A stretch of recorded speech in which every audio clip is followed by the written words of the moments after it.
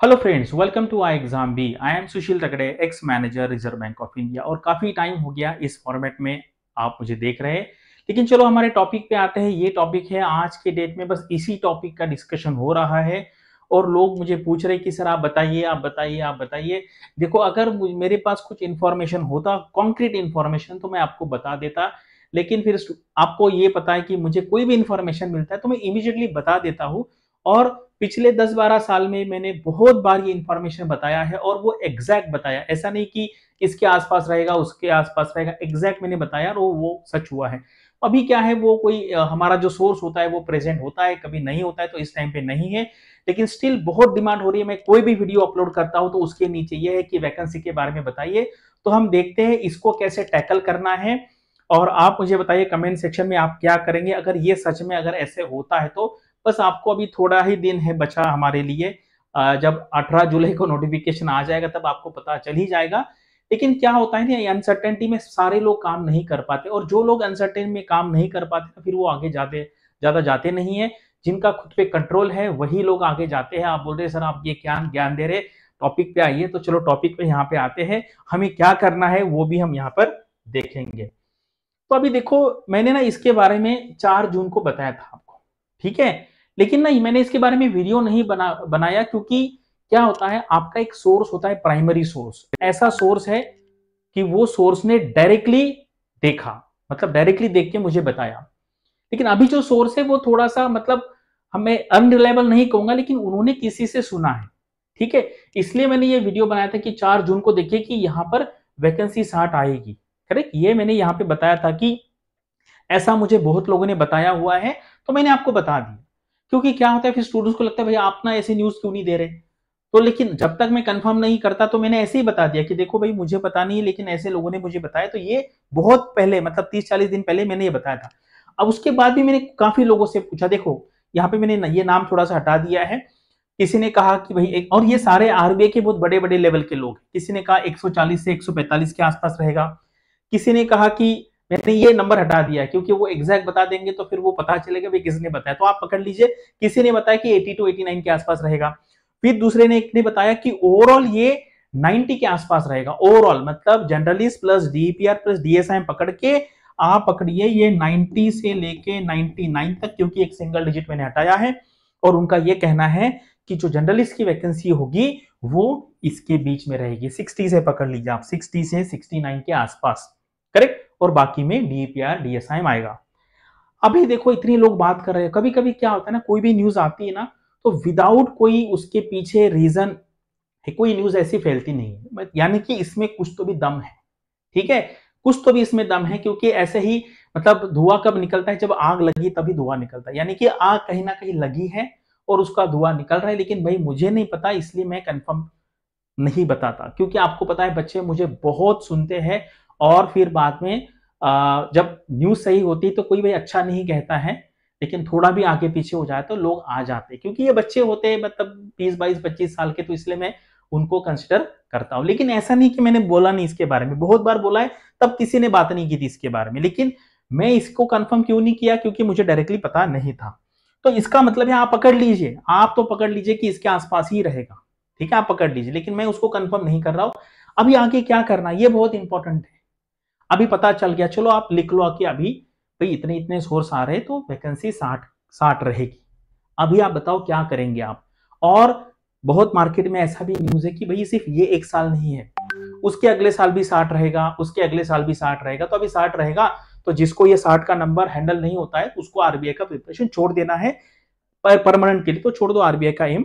जो week heart वाले लोग हैं, जो खुद को मैनेज नहीं कर पाते, और सिर्फ देखो 500 भी नंबर आएगा ना, तो भी ऐसा नहीं कि किसी का सिलेक्शन हो जाएगा। अगर 500 वैकेंसी आती है और फिर 3 लाख लोग फॉर्म भरेंगे, यानी कि 2,99,500 लोग फेल हो जाएंगे। कब? जब 500 वैकेंसी आई तब। मान लीजिए अगर अब 60 वैकेंसी आएगी तो एप्लीकेशन भी कम आएंगे। यानी कि अगर 1 लाख एप्लीकेशन आएंगे तो यहाँ पे आपका इतने लोग फेल हो जाएंगे, यहाँ पे इतने लोग होंगे। तो भैया आप इसमें हैं या आप 500 में हैं, ये इंपॉर्टेंट है। अदरवाइज फेल होने वाले तो लोग बहुत है। लेकिन ये बात सबको समझ में नहीं आएगी। जिसको समझ में आएगी वो प्रिपरेशन करेगा, बाकी लोग इधर उधर की बातें करेंगे, टाइम पास करेंगे, आरबीआई को गाली देंगे, कुछ लोग मुझे देंगे, लेकिन उससे कुछ फर्क पड़ता नहीं। और ये यूट्यूब ना एक अच्छा प्लेटफॉर्म है जहां पर हम जिसको चाहे गाली दे सकते हैं, हमारा दिमाग का भड़ास निकाल सकते हैं, सामने वाले तो वो पहुंचे नहीं पहुंचे कोई फायदा नहीं, दोनों का विन विन सिचुएशन है। तो आपको जो करना है आप कर सकते हैं। अभी क्या है देखो, अभी प्रैक्टिकल बात करेंगे कि भी वैकेंसी है मान लीजिए 60, अभी क्या करना है, अभी प्रैक्टिकली दिमाग लगाना है। सेबी का एग्जामिनेशन आया है और आरबीआई से ज्यादा मतलब 60 से ज्यादा यहाँ पे वैकेंसी है, जर्नलिस्ट की बात कर रहे हैं। लेकिन सर हमें ये नहीं आता, यहाँ पे वैकेंसी है सर ये नहीं करना, सर यहाँ पे वैकेंसी है सर एग्रीकल्चर मुझे नहीं आता है, सर आईआईडी की 50 है ये भी कम है, सर एनएचबी आएगा ये भी डबल डिजिट है, सर ये आएगा ये भी कम है, ये बैंक में है मुझे बैंक में जाना नहीं है, एसएससी की वैकेंसी 17,000 है सर मुझे नहीं आता, यूपीएससी की वैकेंसी 1,000 से ज्यादा है सर वो डिफिकल्ट है। तो ऐसे करने वाले बहुत लोग हैं, करेक्ट। एक ऑप्टिमिस्टिक है एक पेसिमिस्टिक है। अभी जो मैंने बोला आपको सार्कास्टिकली वो पेसिमिस्टिक टाइप के लोग हैं, अदरवाइज बहुत सारी वैकेंसी है, करेक्ट। अदरवाइज प्राइवेट सेक्टर तो पड़ा हुआ है, या बिजनेस भी कर सकते हैं, सर बिजनेस करने के लिए तो पैसे नहीं है। तो मतलब जिसको निगेटिव देखना है ना वो सब जगह पे निगेटिव देखेगा। मुझे याद है आरबीआई में एक बार एडवाइजर की पोस्ट आई थी, ग्रेड बी एडवाइजर, एक पोस्ट आई थी, एक बच्चे ने मुझे कॉल किया, सर वैकेंसी आई है। तो देख मतलब वो फोन लेके ना मुझे आश्चर्य लगा, यार ये इसने मुझे फोन किया, एक वैकेंसी थी ऑल इंडिया में और उसका सिलेक्शन हुआ है। ठीक है, मैं इतना, ये तो एक्सट्रीम सिचुएशन मैंने बताया, लेकिन भाई यहाँ पे आएगा तो जिसको देखो जिसको होना है ना वो होगा, अदरवाइज बाकी लोग जो है वो तो चलते जाएंगे। अदरवाइज 500 में भी इतने लोग फेल होने वाले, 1000 भी वैकेंसी आने दीजिए 4 लाख लोग अप्लाई करेंगे, वैसे भी 3.99 लाख लोग जो है वो फेल हो जाएंगे। तो ये क्या है, साइकोलॉजिकल गेम है, सब लोगों की बस की बात नहीं है। जिसको लगता है ये बहुत कम वैकेंसी है ये टाइम पास है वो यहाँ पे जा सकते हैं, किसी को किसी ने पकड़ के नहीं रखा है। ठीक है, अभी देखो ये मैंने पोल किया था, ठीक है, ये मैंने पोल किया था कि अगर बहुत कम वैकेंसी मान लीजिए तो आप क्या करोगे। भाई मुझे खुशी है कि 52% लोग बोल रहे हैं I will still give my best in RBI grade B 2024 examination. ये लोग हैं जो कंपीट करेंगे, बाकी लोग तो चले जाएंगे। I will leave preparation and prepare for SSC CGL.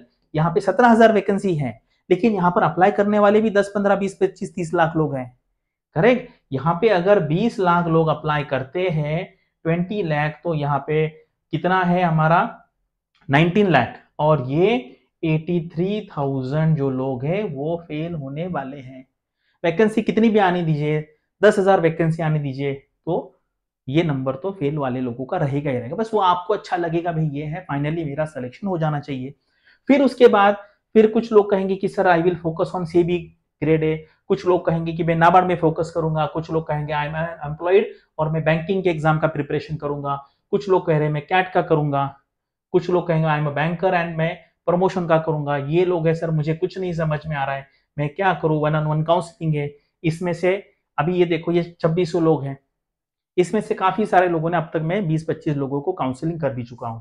उसके बाद नाबार्ड असिस्टेंट आरबीआई असिस्टेंट जब आ गया मैं ट्राई करूंगा, और मैं आईटी जॉब में हूं, मैं वहां पे परफॉर्म करूंगा। तो ये है, आप बताइए आप कहां पर हैं, और देना है तो फुल फ्लेज देना है, ऐसे रोते रोते नहीं देना है, करेक्ट। और मान लीजिए आप एक पकड़ लीजिए कि भी आप जिसको उसकी तरफ हम बोलते हैं ना, जो लॉ ऑफ अट्रैक्शन को लोग मानते हैं कि आप अगर सोचेंगे, देखो आपने अगर बोल दिया कि मुझे नहीं होगा तो नहीं होगा, अगर आप कहेंगे कि मेरा होगा मैं ट्राई करूंगा तो कुछ ना कुछ पॉसिबिलिटी होगी। अगर यहाँ पे नहीं होगा तो बहुत सारा आगे आने वाला जो एग्जाम है अपॉर्चुनिटी है वहां पे आपको डेफिनेटली फायदा होगा। अभी देखो अभी एक मैंने जस्ट एक आपको एक्सप्लेन करूंगा क्या सिनारियो है, तो जिसको लेना है वो लीजिए, अदरवाइज आप यहाँ पे गाली देके निकल जा सकते हैं।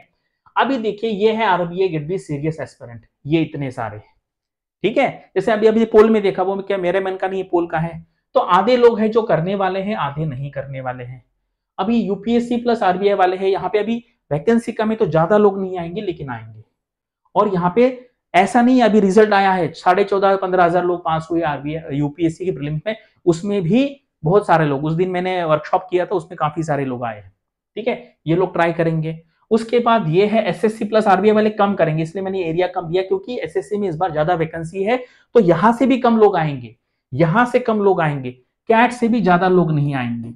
तो यानी कि अगर वैकेंसी कम होगी तो भाई कंपटीशन भी कम होगा, वैकेंसी ज्यादा होगी तो कंपटीशन भी ज्यादा होगा। जिसको समझ में आ रहा है वो समझ ले, अदरवाइज बहुत अपॉर्चुनिटीज अवेलेबल है। और जो यस भी कह रहे हैं इसमें, उसमें से भी सीरियस बहुत कम रहेंगे, क्योंकि ये देखो साइकोलॉजिकल है। मैं होता तो भी ऐसे होता, बाकी लोग है वैसे होता।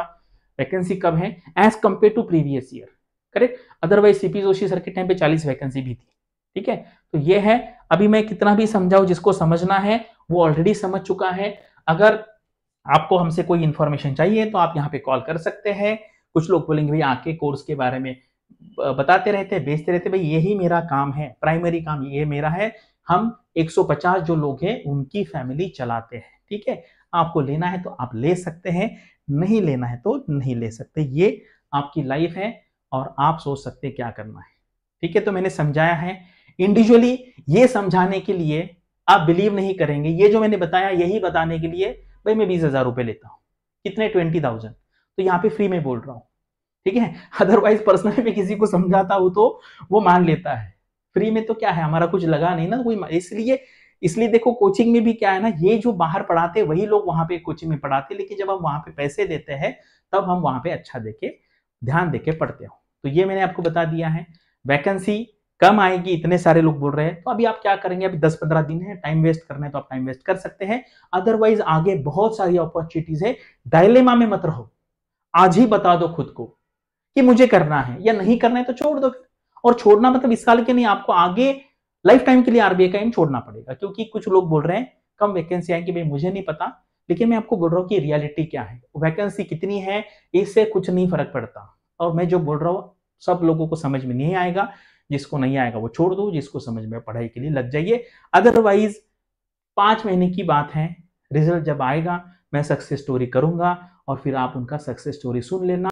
वो बच्चा, ऐसे कम से कम 10 बच्चे बोलेंगे कि सर आपने बोला और मैंने बिल्कुल नहीं छोड़ा और सिलेक्शन मेरा हो गया है। आप सुनेंगे, ठीक है। अगर आप वो सक्सेस स्टोरी का पर्सन होना चाहते हो तो अभी से तैयारी करो, मैं आपका सक्सेस स्टोरी करूंगा। तो वो आपका फाइनल एम होना चाहिए। अदरवाइज बहुत सारी एग्जाम से आप कुछ भी पाथ सेलेक्ट कर सकते हैं। Thanks for watching this video and all the best for your studies and upcoming examinations.